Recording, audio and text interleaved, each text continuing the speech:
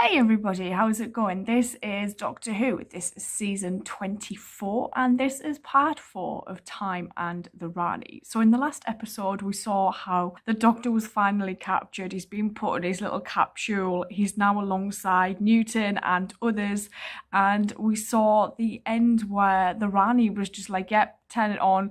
Let's get this information out of the guy. There's a giant brain, and the giant brain is now absorbing all this information that the Doctor holds within his head about time. And this brain is really fascinated about time. And I want to know what the relationship between Big Brain and Rani is, because how did that even come to be? That is such a bizarre being for her to make an alliance with. I want to know what is in it for her, because clearly there's something. Otherwise she wouldn't have done what she's done by kidnapping all of these people. Mel is solid. Mel is doing very well as someone who has basically just been frozen in time, in a sense. And we've had multiple Mels in this. Mels that aren't Mels, and Mel that is Mel. So it's an interesting one. I'm going to get straight on into this. Let's go. Time is getting short if we are to be ready for the solstice. Oh. I'm aware of that. Here it comes. Come on, time to hunt. Get yourselves ready. But they went a different way. How many are there?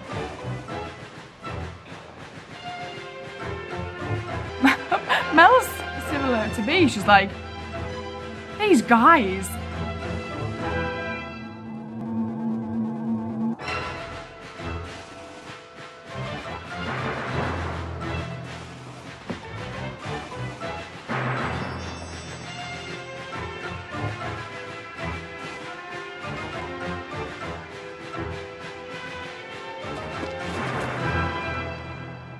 That rock is so convenient. She might think she's harnessed the brain of a Time Lord, but she's reckoned without one thing. What's that?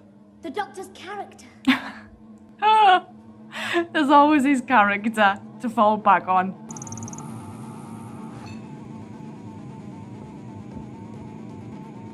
Electron-positron pairs can be prevented from recombining into photons. The voice has changed. Double entendres. You're all contributing gibberish. My theory will provide the Oh my god, if they all start arguing with each other, will the brain explode? Gentlemen, such hostility. Remember, blessed are the pie makers, for they shall make light pastry. It is a fundamental postulate that all motion is relative. You wouldn't say that if you met my uncle. Dismissing our position as decadent heresy is the refuge of the reactionary. Ah, well, every dogma has its day. Kill him!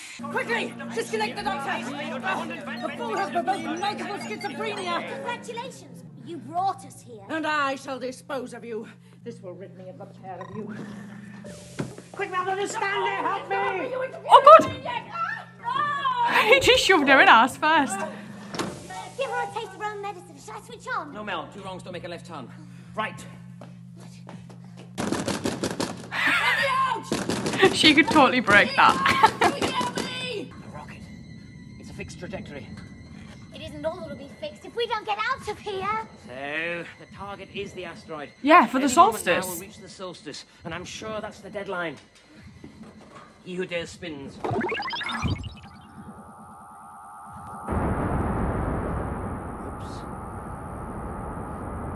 Oops.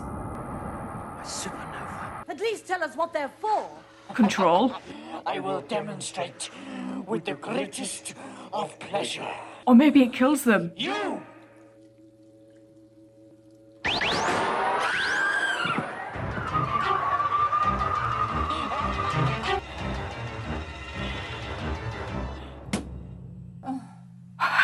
She gave up easy. Bears.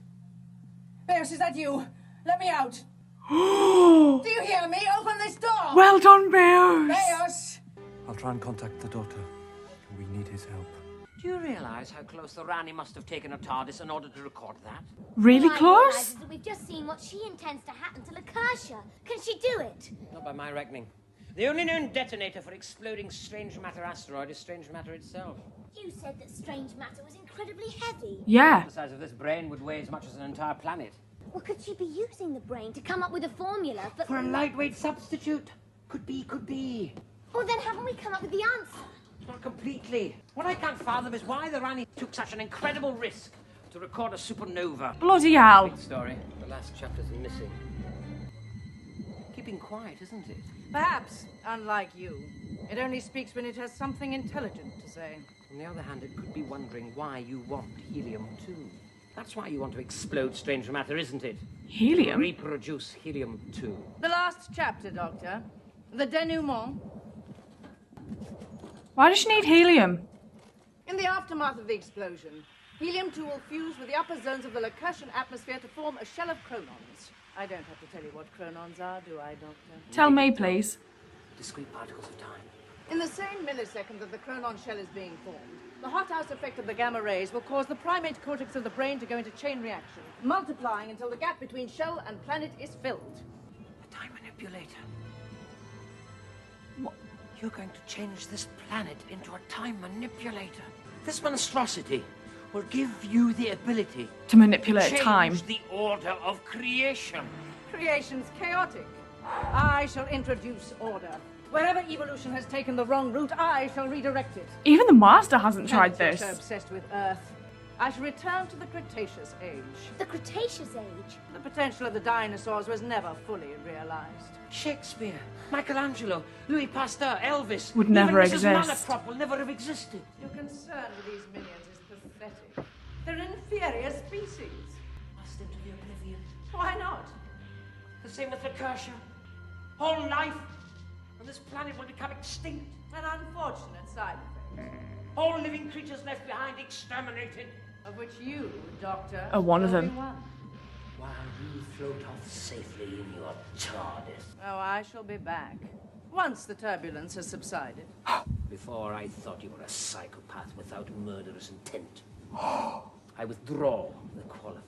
87k to the power of 19e correlated with 52 to the power of 6.4 equals 29. 39.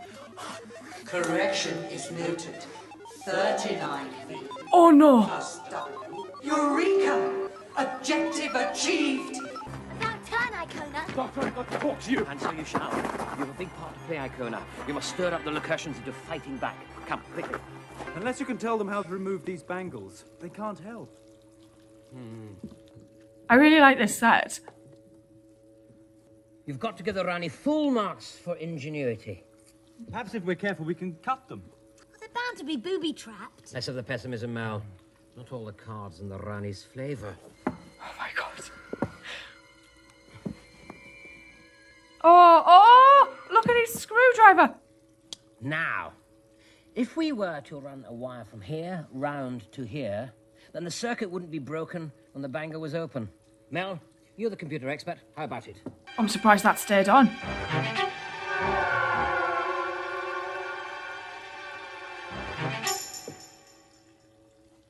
You'll stay here on guard until after liftoff.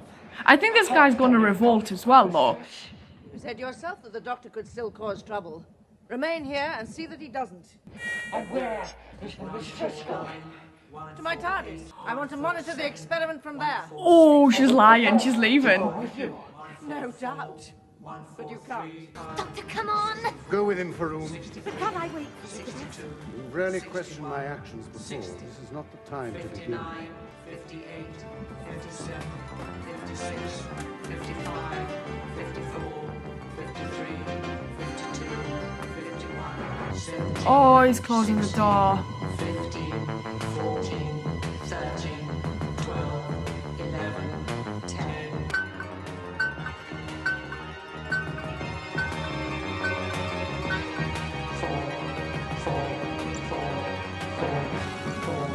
Oh. Yeah. Rani! It's over! You're beaten! You imbecile! You've signed their death warrants! Insects.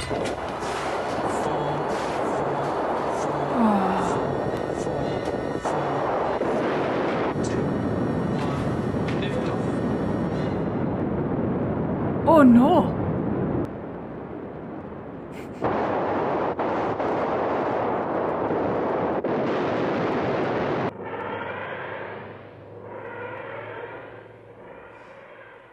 I do have another regret. What's that? After all the suffering she's caused, the Rani has escaped to freedom in her TARDIS. She'll be back. Usually happens. Mistress, you have taught us so much. When we return to Tetrapaliaris, your incredible brain will show us how to overcome our needs. An antidote against those killer insects in the globe. The Rani always takes out an insurance policy. Because she experiments so much. You're impossible. Why did you do that? Tell her, Faroon. Icona believes that our people should meet their own challenges, if they are to survive. Well, time and tide melts the snowman. Waits for no man. Who's waiting? I'm ready. You're certainly going to take a bit of getting used to. Yeah. I'll grow on you, Mel. I'll grow on you. I don't know what it is, but since Peter left, the tone of this feels so different. Like, season 22, I found just so bizarre, and I struggled with most of it, but then absolutely adored season 23. This one started where I was like, oh, I'm not too sure about this. But I've really grown to like Sylvester in the last couple of parts, and I just don't know where we're going to go moving forward, because he's crazy and he just keeps getting like all of his metaphors and things wrong and his sayings wrong, and I don't know, there's just something quite childish and charming about him. We've not had that for a while actually, and I like how they reference his love of cats when he was Colin, and those cat pins were just one of my favourite parts of Colin's whole run actually. And I don't know, I really like Mel with this Doctor though. They seem to bounce off each other so well, but I loved Mel with Colin. I think I preferred Mel with Colin actually. Not that I disliked Perry, I liked Perry, but I just thought his relationship with Mel seemed, even though she kind of came into it and we never saw the beginnings of how they met, I don't know, she's just seamlessly fitted into this, and it doesn't feel as though we haven't met her yet, because obviously her Doctor is Colin, but we haven't seen Colin meet Mel. We just saw Colin introduced to Mel during his trial. So it's crazy. It's just mad, and we've missed out on so many of her adventures with Colin's Doctor. I wonder if they're anywhere around actually, maybe books or something, or audio plays. I don't know, but I'm intrigued to find out if they do exist. I would love to listen to them or read them. I'm going to go start the next story, which is called Paradise Towers, and I will see you guys later. So thank you.